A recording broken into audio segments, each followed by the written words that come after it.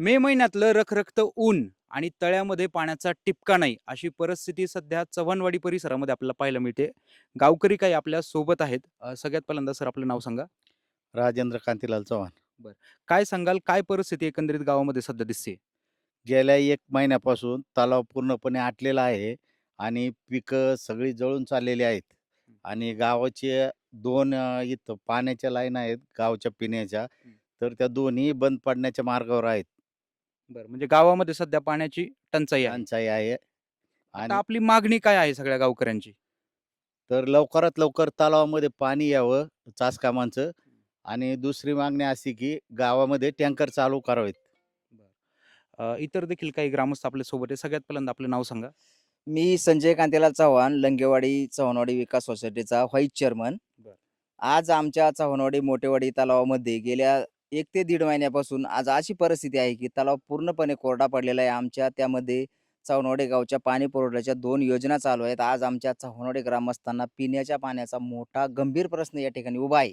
आमचे आमदार गेली 1.5 ते 2 वर्ष झाले आमच्याकडे कुठलंही या ठिकाणी आमदार साहेबांनी पूर्णपणे दुर्लक्ष केलेलं आहे. आमच्या तलावाची आज एवढी बिकट परिस्थिती आहे. शेतकऱ्यांचा माल व गेलेली ऊस किंवा असणारे ऊस, घास, जनावरांचा चारा या ठिकाणी पूर्णपणे या ठिकाणी जळायला लागलेलं आहे. त्यामुळं आम्हाला एवढीच इच्छा आहे आमची सर्व शेतकऱ्यांची, की आमच्या गावाला पिण्याचं पाणी आणि जनावरांचा चारा आणि जनावरांच्या पाण्याची या ठिकाणी सोय झाली पाहिजे.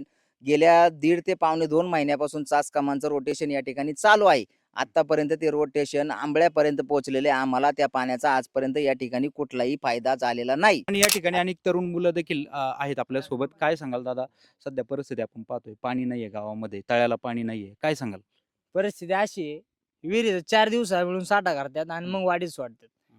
पाणी हा विषयच नाही. तळ्यात पण पाणी नाही हं. आणि कोणताच नेता हा फोन उचलीत नाही. हं, हं. प्रत्येक इलेक्शनच्या टायमाला येणार, हं. मीटिंगमध्ये लय बोलतात. हं. त्यांच्या मनाला जे येतं ते बोलतात. पण आता एकही माणूस फोन उचलीत नाही. अडचणी आमच्या कोणी सांभाळून घेत नाही. हं. पाण्याचा मोठा प्रश्न आहे. तलावात आता आंबड्यात पाणी चालू आहे, पण पुढं काही येत नाही. आम्ही या ठिकाणी आत्ता या ठिकाणी शेतकरी भरपूर त्रस्त झालेले आहेत. शासनाने जर टेल टू हेड पाण्याचं या ठिकाणी नियोजन नाही केलं, तर आम्ही गेल्या काही दिवसातच अगदी मोठं आंदोलन या ठिकाणी उभं करण्याचा प्रयत्न करणार आहोत आणि ते 100% आम्ही करणार आहोत.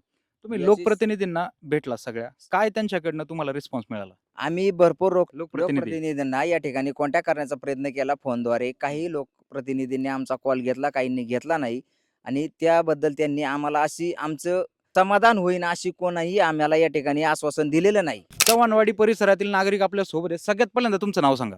विश्वजित किशोर चव्हाण. आता- मला बाथरूमला पाणी नाही. आता विहिरीची परिस्थिती तुम्ही पाहिली आहे ग्रामपंचायतच्या. हं. त्यात तुम्ही पाणी का नाही आणि प्रत्येक वेळेस जाऊन आम्ही सांगितलं असताना ग्रामपंचायतमध्ये हं. आम्हाला कुठलाही प्रकार दिसून आलेला नाही की पाणी सोडतो किंवा देतो. हा आम्हाला तलावामध्ये अख्खा पूर्ण तलाव कोरडा आहे. हं. याची दखल ही शासनाने घ्यावा. तर सध्या चव्हाणवाडी परिसरामध्ये ही परिस्थिती आहे आणि शेतकरी जे आहेत ते हवालदिल झालेले आहेत. गुरंढोरं जी आहेत ती पाण्या वाचून व्याकुळ झालेली आहेत आणि ग्रामस्थ सुद्धा आता यामध्ये संतप्त झालेले आहेत, की काहीतरी यामध्ये तोडगा निघायला हवा आणि तळ्यामध्ये पाणी यायला हवं. तर पाहूयात प्रशासन आता काय निर्णय घेतं ते.